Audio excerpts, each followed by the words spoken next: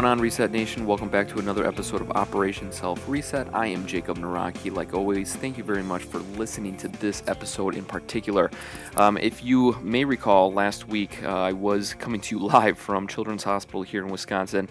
Just an update, everything is going good. We're back home, everything is stable, and I appreciate all the support and all the emails. And like I said, our child had a complication, but of course there are always children that have worse complications and worse issues. And if you are a parent or you know of somebody that has a child that has gone through some terrible issues, my heart goes out to you because it's not a fun experience.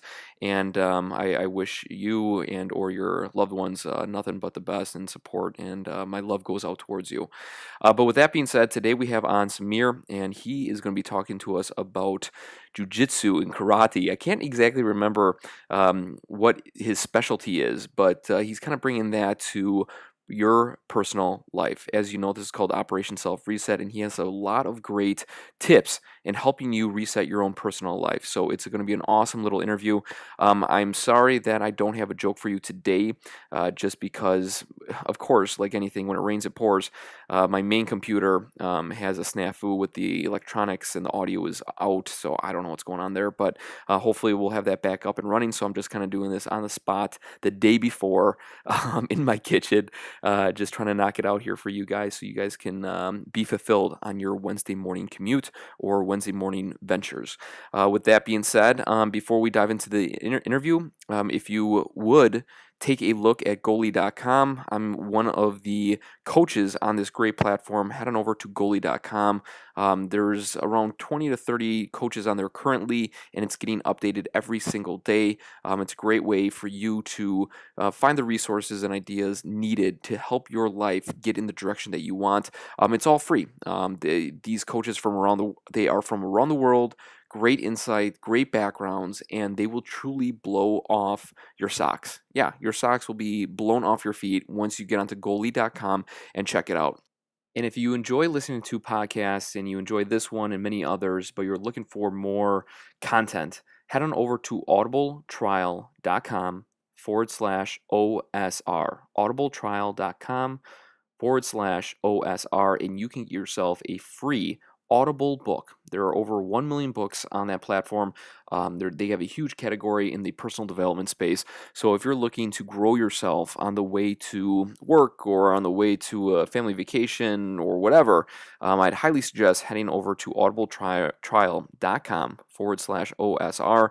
I apologize for sounding muted and not excited. I am in the kitchen of my house here, and the children are in bed, so I don't want to wake them up too bad. But regardless, thanks again for all your support, all your love, and now here's the interview. Hey guys, welcome back to the podcast. Today we're talking about the mind and the body connection. With us today we have Samir. He's going to enlighten us with the things he has learned, the things that have helped him and have helped numerous other people around himself. Samir, my man, thank you so much for joining us. Thanks, Jacob. Happy to be here. Yeah, to be honest, you and I never connected. We never met in person. We're not friends, but I'm pretty sure at the end of this conversation we will be. Give us a background of who you are, how did you get into this space, and what inspired you to start this project? Sure. I am 41 years old, recently married. I live in the Washington, D.C. metropolitan area. My background basically is I was in the corporate world for many years as a consultant, doing management consulting. Got my MBA in finance and real estate and decided to get into real estate investing, which is something I still do. So kind of had to reinvent myself many times, but was sort of, trying to figure out how I really fit in, what was my niche, and really trying to discover who I was. And the one common denominator amongst all these various career choices I had throughout my life was that I'm also a martial artist. Cool. And I had been studying martial arts for almost 20 years now. And regardless of what I did for a living in terms of my job or where I lived or anything like that, the one thing that was constant in my life was my training. And I think it was through my training that I really discovered who I was, and it really informed me in terms of where I wanted to go in my life and really where I ended up today. And whenever I got stuck, whenever I was looking for answers, trying to improve myself, trying to get over an obstacle. It wasn't the Tony Robbins book or the Seven Secrets of this or the Five Habits of that. It was my training. It's really, I came back to, okay, if I was on the mat and this obstacle that's facing me was an opponent, how would I handle it? And I realized that the principles that I studied in my training of martial arts were really universal principles. They were applicable to everything. It wasn't unique to physical technique, locking joints, punching, kicking. Those are very superficial aspects of the arts. When you really get beyond technique and the physicality of it, you realize that they are transformative arts. And that's really was, for me, what did it and what helped me to get on this path of coaching and help me discover who I was and what I really wanted to do. Sure. Give us what inspired you for the martial arts? Was it Chuck Norris, in Delta, that really got you inspired? What was it? Give us a background on your culture. What is your background? What is your heritage? I'm originally from India. I Okay. am Indian. My family is from New Delhi. Um, and as far as the martial arts goes, I guess like most young boys, I was, watching the kung fu flicks on Saturday afternoons. So Sure. that was my initial sort of exposure to it. And I'd always been fascinated by it. But it wasn't until I had just gotten out of college and I was actually working on a out of state project for a company I was working with. My roommate and I, we were just looking for a place to get some dinner, and we pulled up into this strip mall, and there was a martial arts class going on. I knew nothing about it, but I was just mesmerized. And I said, you know what? I'll be back in about 10 minutes. And I guess that turned into almost an hour Sure. because he came and found me. And at the end of the class, I went up to the teacher and I said, where do I start? Cool. And that happened to be Aikido. That was the first art that I studied, which I still study. Okay. So sometimes I feel like the thing you're meant to do finds you in some ways. It's not like you have to go and seek it out, but it's somehow when you're ready, it finds you, and that just happens. Wow, that's powerful. What's that famous line? When the student is ready, the mentor will appear, or something like Yeah, that. And yeah. it's so true. Thinking about that, reflecting on that, because it's easy to connect the dots in some way, but also too, I was into like online marketing stuff, and then that led me into podcasting, and then I had some personal issues happen, and I'm like, you know what, I'm just going to inspire people that are down in the dumps, and so that's how I started this project, and it's a great just by you saying that, obviously wasn't prolific or crazy, new terms you threw in there. It's those little things that I think sometimes we don't look at as a big deal, but kind of taking a second and reflecting on it, it's kind of describes of who we are.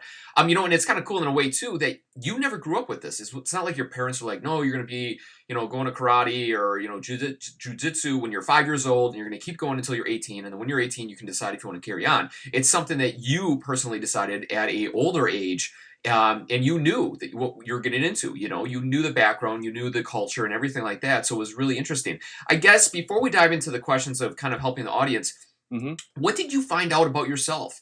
Did you become a little more relaxed? What was your mindset a little bit? Give us that background. What was that transformation from when you started the martial arts to Hmm. kind of now getting into where we're at? Yeah, that's a great question. I guess the biggest thing I realized was I was completely at peace when I stepped on the mat. Even if I didn't have perfect skill or technique, or I was struggling with a move of some kind, I never questioned where my place was in the world. Sure. Whereas before, whether I was at work or doing a corporate job or anything outside of that, I always questioned, well, am I good enough to do this? Is this right for me? Am I in the right place?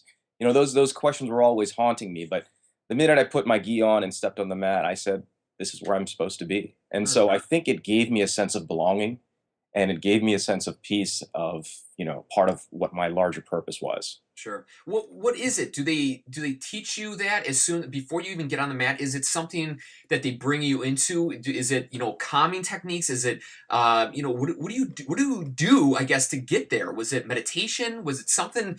I guess I'm looking for like that secret sauce. Like what is that thing that they putting on the gi, right? The gi. Yeah. Was it laced with some type of narcotic that you were kind of all in this translucent state or whatever? Give us a little Yeah. more insight. I don't. Unfortunately, there was no magic bullet. I wish there Sure. was. I Oh, could of hand it course. out to all of you. And here it is. No, you better hold on to it, and then you could charge us for it, and then you make Right. buco bucks, right? Um, for me, I think it was just I was ready. Cool. It just came at a point in my life where I was very unsatisfied with where I was, and I just felt like a fish out of water. And then the day I stepped on the mat on my first day of training, I felt like I just belonged there, and all those doubts and nagging questions kind of disappeared. Sure. So I think it was just a settling of my own energy that allowed me to see some clarity and find more centeredness. So, how old were you when you first stepped on the mat? I was maybe in my early 20s. Okay, and so now you're 40, you're 41. I guess what is that middle stage? What have you noticed? Did you start enjoying your career more? Did you have better relationships? Yeah, really what it was is as I progressed in my training, I realized that my training informed my life. And I started to see parallels between how I moved on the mat, how I reacted to stress under pressure, and how I did the same things outside of the training. Whether it was working with an angry client, whether it was dealing with, friends and family in difficult situations, I started to see patterns. And then I realized, okay, I can change these patterns. And I did that through the training. And that's what really the real value in the training is not being able to throw somebody twice your size. Right. Honestly, that gets pretty boring after a while. You're like, okay, what else? Sure, sure. You know.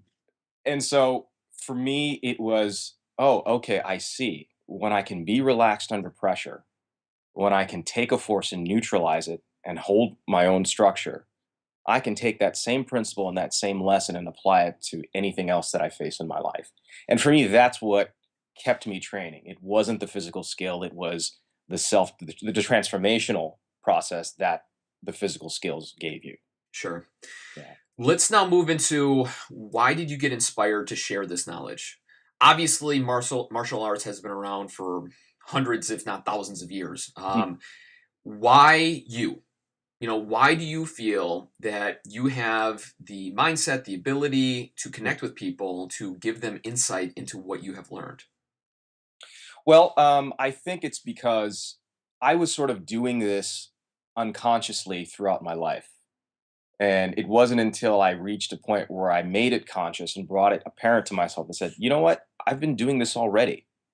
It's just a question of making it formal at this point. And whenever, like I said, whenever I faced challenges, it was my training and my Sure. own practice that got me through. And so when my friends would come to me, and this I noticed was very common, is whenever my friends were having trouble, they would come to me for advice. And sometimes it was even my boss or my supervisor Hmm.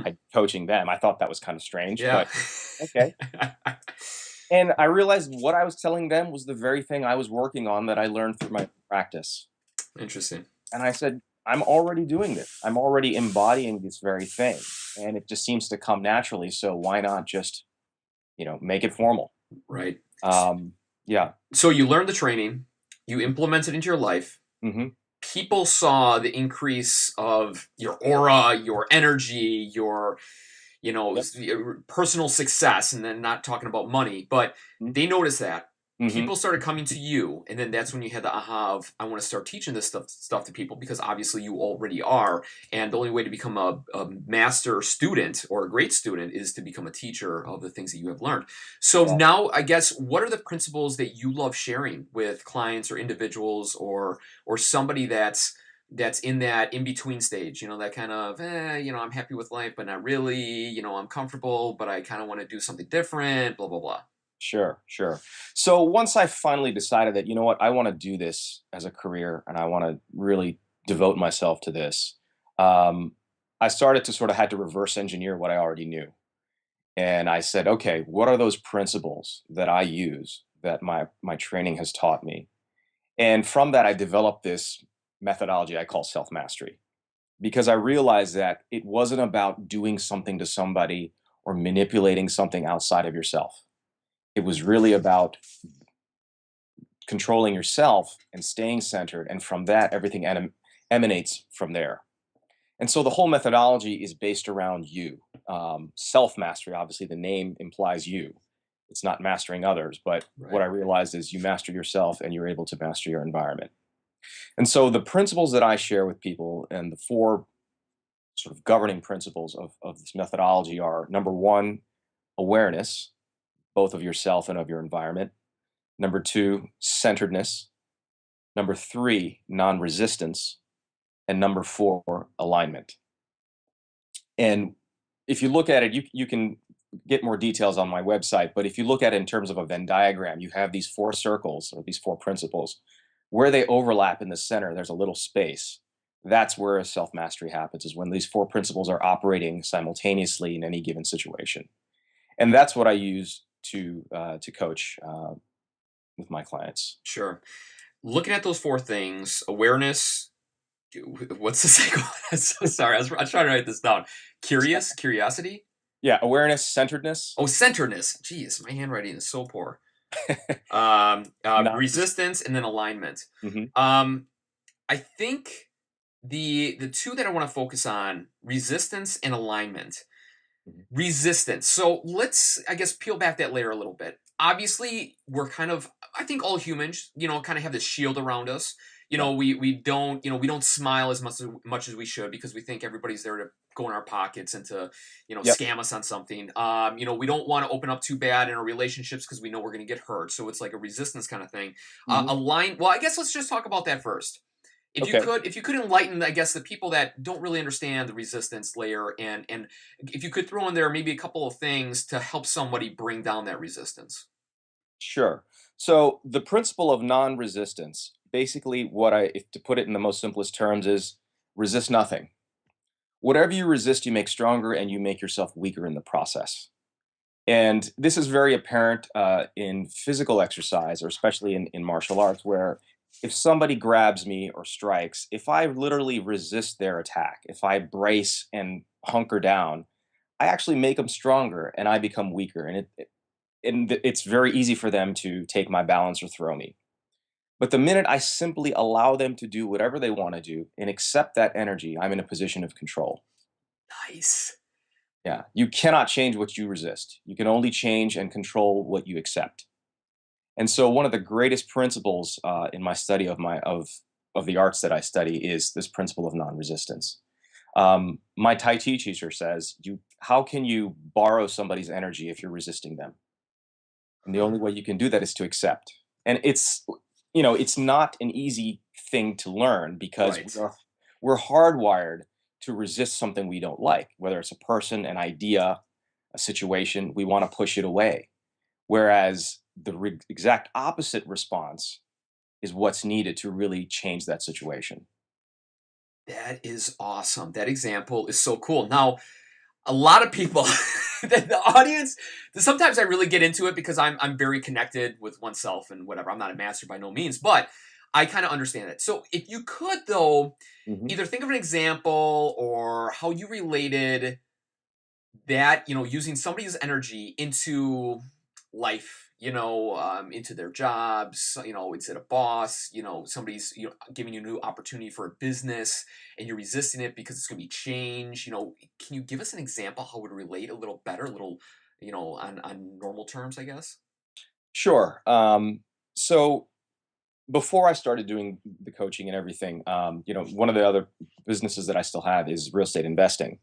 And I remember when I was in the process of flipping my first house.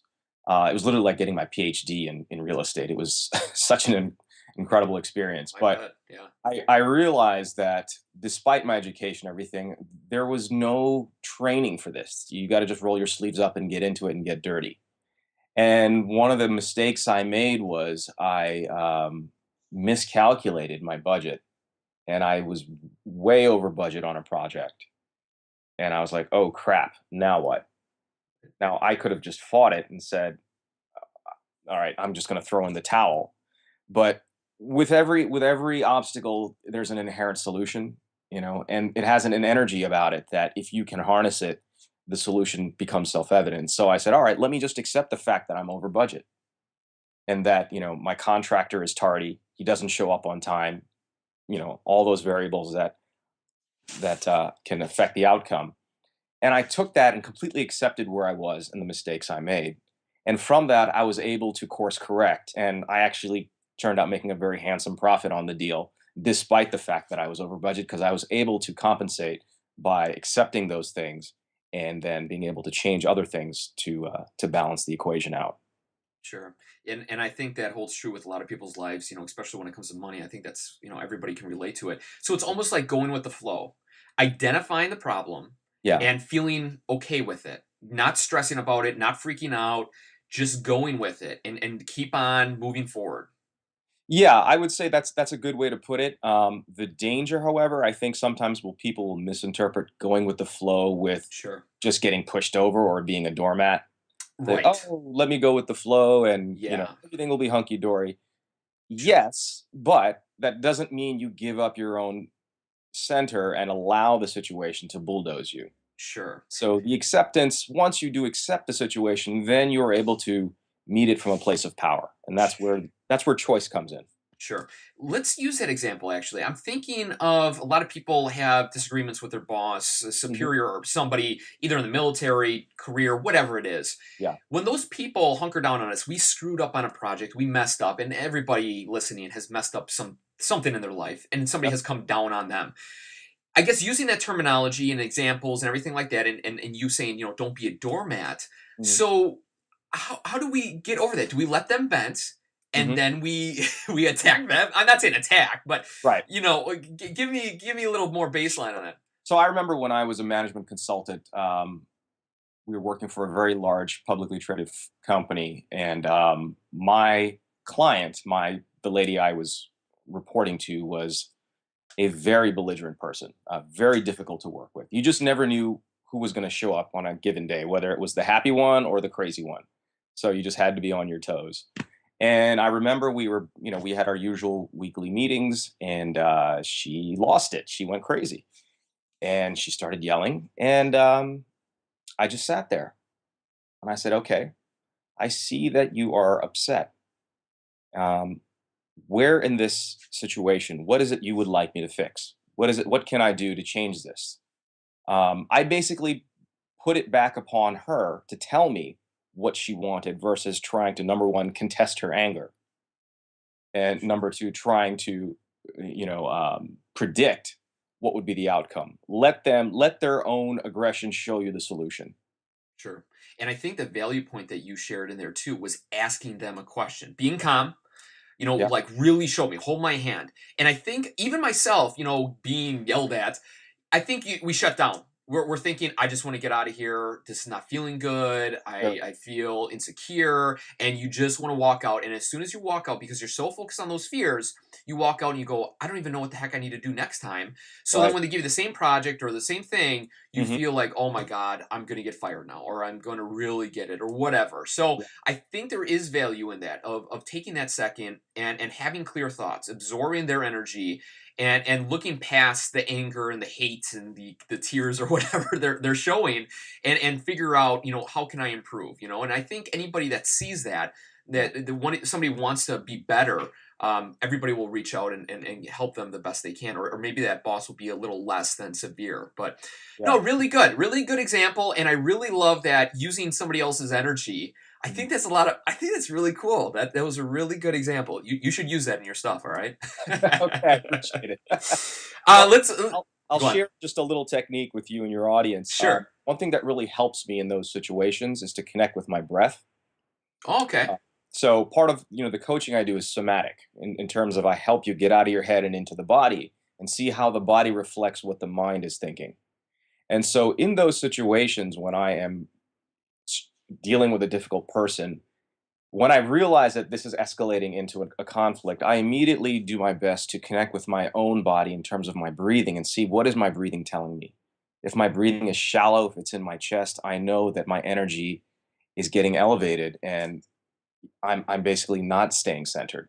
Whereas if I can connect and really breathe into my stomach, in my what I'll call, your third chakra, for those of you who practice yoga, it's just a few inches below the navel. That is where your physical seat of power is. And if you can, even if you're in a meeting, just put your hand there and see if you can breathe into that space. All of a sudden, you'll feel your energy get calm. Where's that space? Describe it one more It's time. Yeah, it's called in Chinese arts. It's called the dantian. In Japanese, it's called your hara. It's your basically your center of gravity. It's just a few inches below the navel. Huh. Okay. Interesting. So Yeah, what? We just put a finger on it? you can just place your palm on it and see as you inhale if you can push the belly out into the palm. You can even try that now if you're sitting. Yeah. All of a sudden you'll feel that energy settle. And in a situation like that where you're dealing with a difficult person, just by doing that and changing that posture and just putting your mind there, Hmm. the situation starts to lose its charge. I can't explain it, but I know that it works. Sure. Sure. Yeah. Awesome. Good little tip. That's an insider secret right there, There people. you go. Yeah. Awesome. Awesome. Alignment. Let's Hmm. talk about that. Um, Obviously being in line with our body, our mind, nature, culture, all that stuff. Yeah. Why is that so important? Well, I think alignment is really important because many times our thoughts and actions are not in quote alignment with what our real intentions and our desires are. And then we wonder when we go through life, well, I'm doing all this, but I'm not getting the result I want. Or I thought that if I did this, this was supposed to make me happy or successful. And really it was this principle that helped me realize that I wasn't doing what I felt I was meant to be doing. Because all this time I was doing these various careers and taking these jobs and getting these educations that I thought, okay, this is the blueprint for success. But I reached a point where I said, you know what? This is not working. Something is misaligned. Even though my actions seemed correct on the surface, my intentions were true, it didn't connect with I don't want to get too esoteric, but it didn't connect with sort of whatever my higher purpose was. And so there was definitely a misalignment there for me. And I said one day, I said, you know what, I just want to get paid to be who I am. I Yeah. don't want to put on the suit and tie and fit the square peg in the round hole because it hasn't worked. Sure. I and for me, that's really what alignment was is what you say and what you do and what you intend in alignment with who you truly are. Yeah. And I think it's, especially in our society, even people around the world, it affects everybody. You sometimes disconnect yourself. You get in these routines and habits and things, and then you get a second, or you see a movie, you see a commercial that hits you right in the gut, and it Hmm. kind of questions you. Like, are you really living your purpose? And you're like, oh man, I don't know. And I guess actually, let's roll into that. What do you say when somebody approaches you like, hey, I want to find my purpose? Like, I mean, you obviously got the mind body connection, intuition, all that stuff. You got everything gelling. But, Hmm. like, what is it? Like, they just feel like they don't know. Like, do you have anything you can tell them? In terms of finding their purpose, Yeah. I know it's a loaded question. Purpose is so yeah. hard. Actually, somebody did ask me this not too long ago, and I said, just be okay with the question. Huh. A lot of Interesting. times we get into the fix it mode saying, okay, let me find my purpose, let me take these steps. And there's nothing wrong with that. Right. But be okay with if that sort of quantitative approach doesn't work. And I think a lot of it is just being in a place in your life when you're ready to really accept what that purpose was. I think for me, it was a part of me didn't want to accept it, where I felt like, okay, once I realized this is who I am. I'm a martial artist. I have this mind body connection. Um, I have to embrace this. And Right. if I don't, then I'll continue to try to fit the square peg in the round hole. Yeah. And I think part of finding purpose is being okay with number one, not knowing what it is at that given moment, and just allowing that question to simmer a bit, and just being ready for allowing it to show up. I think the other thing is don't have an idea of what that should look like.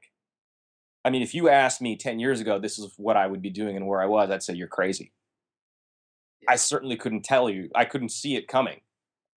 But now looking back, I said, oh, okay, I see how all the dots now connect.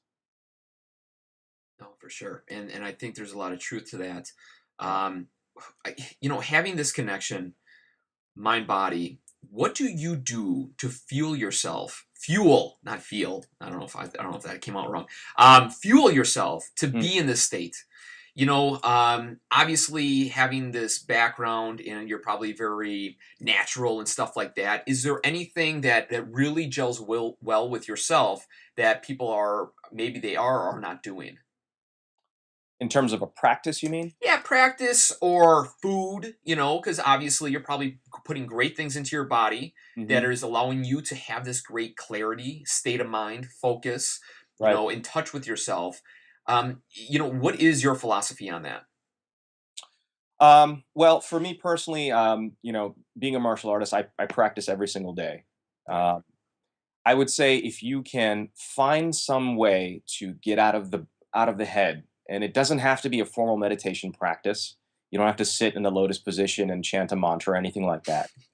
Because I know it's very hard to do, especially in our modern society, in our Twitters and social media accounts that are always bombarding us. Right. But if you can find time to consciously unplug, go take a walk, you know, go to the park, put the cell phone down, find time to just be with yourself. Um, to me, that the value of that is immense. Even if it means you take your lunch break, go out, sit in the park bench, and just be. Don't check email, don't tweet anything, just sit. Yeah.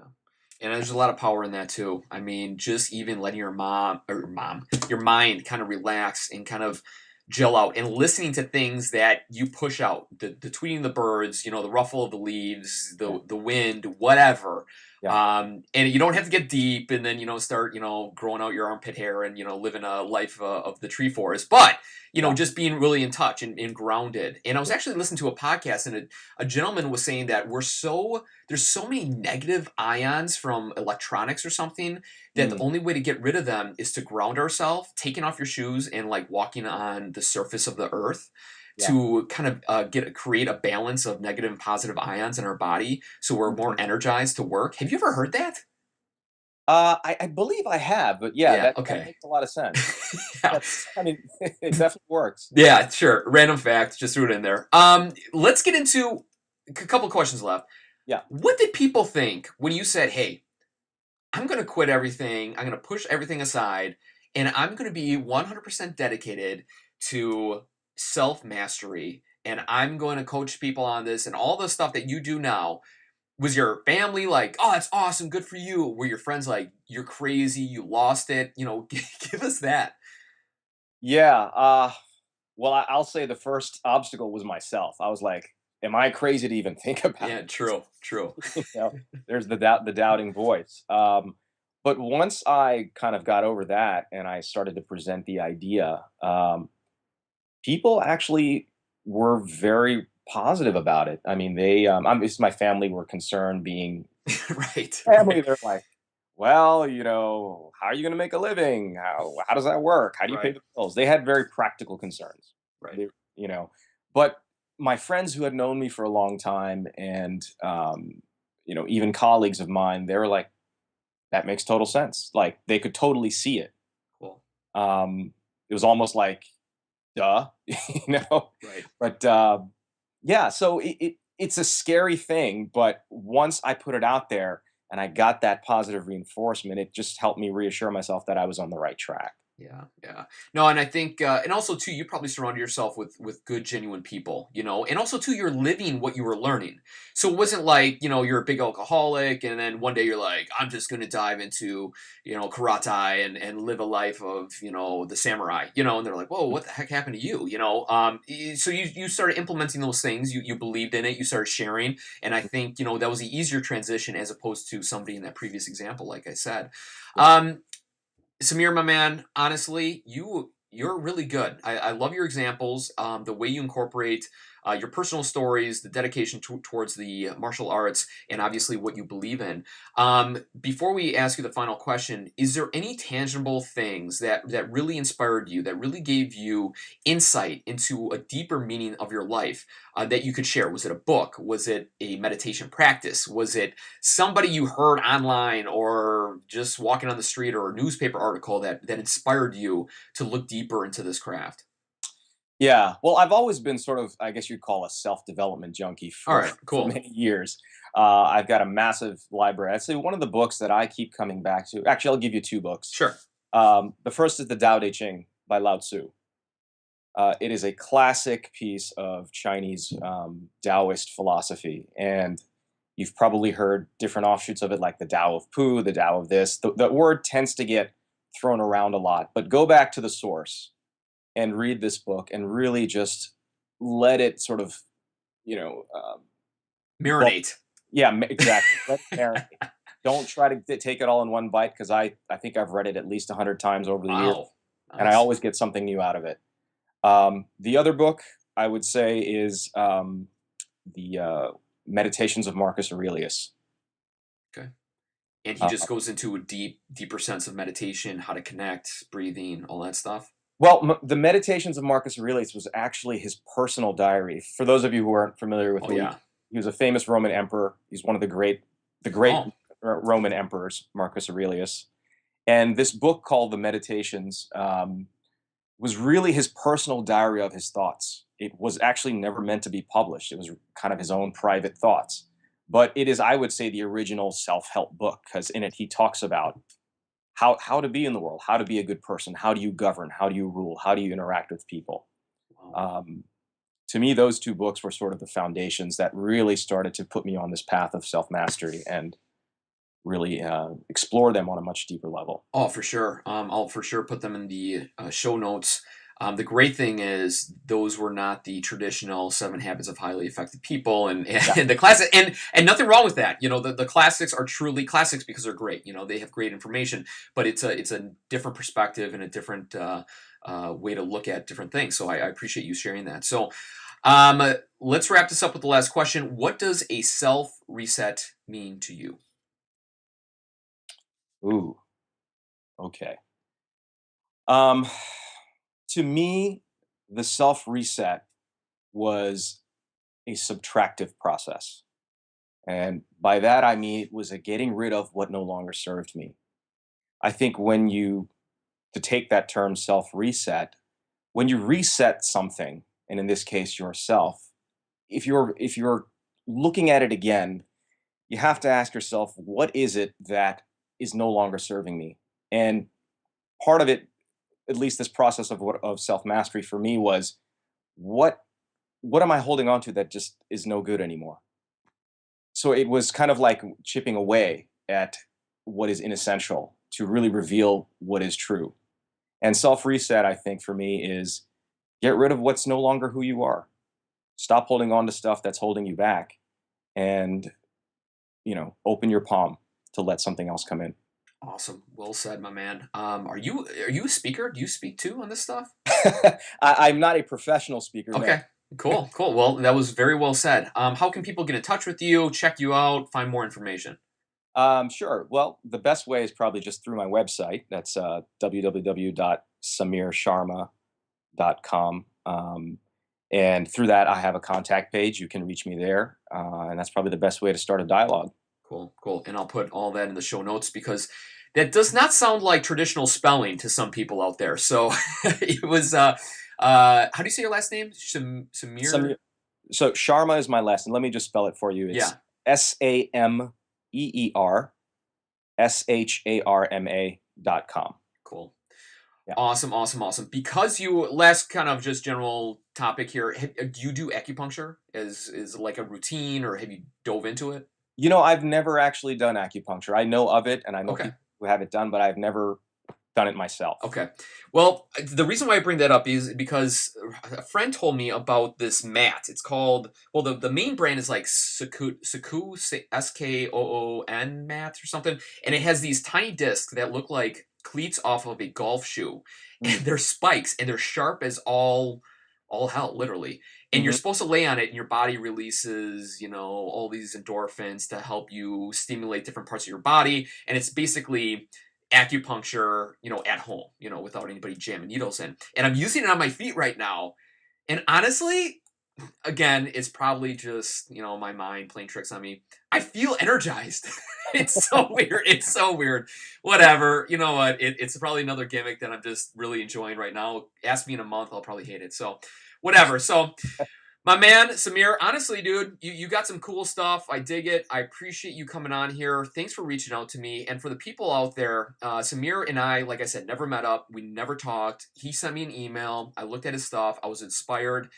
Truly, the only way to get out there and to change your life is to ask. And if he never asked, he would never come on here. He would never inspire you. And maybe you dug with his stuff, and maybe you didn't. Regardless, he had some great things to share.